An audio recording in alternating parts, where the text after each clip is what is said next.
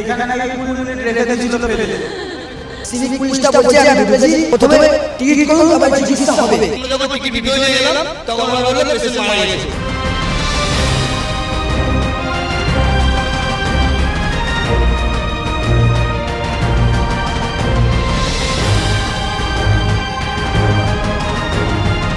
শিরোনামে আরজিকর চিকিৎসার গাফিলতিতে রোগী মৃত্যুর অভিযোগ। জানা গিয়েছে বিধাননগর ও দমদম স্টেশনের মধ্যবর্তী একটি মন্দিরের সামনে বসে গল্প করছিলেন দক্ষিণদারি রোডের বাসিন্দা বছর 21-এর গোপাল বণিক। ট্রেন লাইন পারাপার করতে গিয়ে দমদম থেকে বিধাননগরগামী ট্রেনের ধাক্কায় মাথায় গুরুতর আঘাত পান গোপাল। তড়িঘড়ি তার বন্ধুরা তাকে উদ্ধার করে আরজিকর হাসপাতালে ট্রমা কেয়ার সেন্টারে নিয়ে যান। অভিযোগ, সেখানে এক সিভিক ভলেন্টিয়ার বলেন টিকিট ছাড়া চিকিৎসা হবে না। এইভাবে কোনো রকম চিকিৎসা ছাড়াই রোগীকে আধ ঘন্টা ফেলে রাখা হয়। আসেননি কোনো চিকিৎসকও। তারপর জানানো হয় রোগীর মৃত্যু হয়েছে।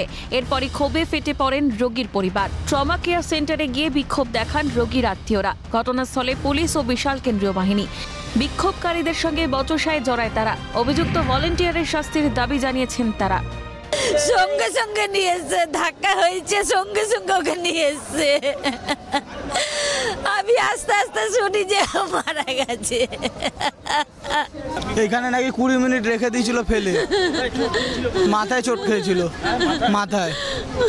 এখানে 20 মিনিট ফেলে রেখে দিয়েছে, কোনো চিকিৎসা করেনি, কিচ্ছু করেনি। স্থানীয় শিব মন্দিরের সামনে সেখানে বসে বন্ধুদের সাথে গল্প করছিল। সেই সময় একটি ট্রেন, যে ট্রেনটি দমদম থেকে বিধাননগরের দিকে আসছিল, লোকাল ট্রেন, সেই ট্রেনের ধাক্কায় গুরুতর আহত হয় গোপাল। আরজিকর হাসপাতালে ট্রমা কেয়ার সেন্টারে নিয়ে আসে, কিন্তু তাদের পরিবারের লোকেদের অভিযোগ গোপালকে দীর্ঘক্ষণ কোনো রকম চিকিৎসা করা হয়নি। প্রায় আধ ঘন্টা তাকে ফেলে রাখা হয়েছিল বলে অভিযোগ। যেহেতু সময় মতো চিকিৎসা হয়নি এবং চিকিৎসায় গাফিলতি বা চিকিৎসা না হওয়ার কারণে গোপালের মৃত্যু হয়েছে। পার হতে গেছে, হালকা ধাক্কা খেয়েছে লাইনের উপর। ওকে আনা, ট্রেন রেল লাইন পার হতে গেছে, ওকে একাই ছিল, ওকে আনা হয়েছে এখানে।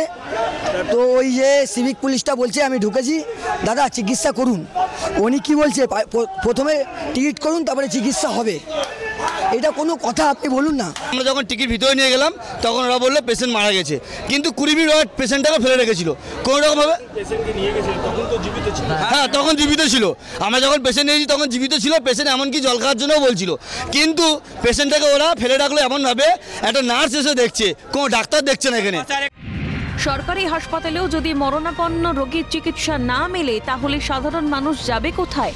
যেখানে মৃত্যুর সঙ্গে পাঞ্জা লড়ছে রোগী, সেখানে আগে তার চিকিৎসা শুরু না করে টিকিটের জন্য অপেক্ষা, তাও আবার সেই নির্দেশ দিচ্ছেন একজন সিভিক ভলেন্টিয়ার।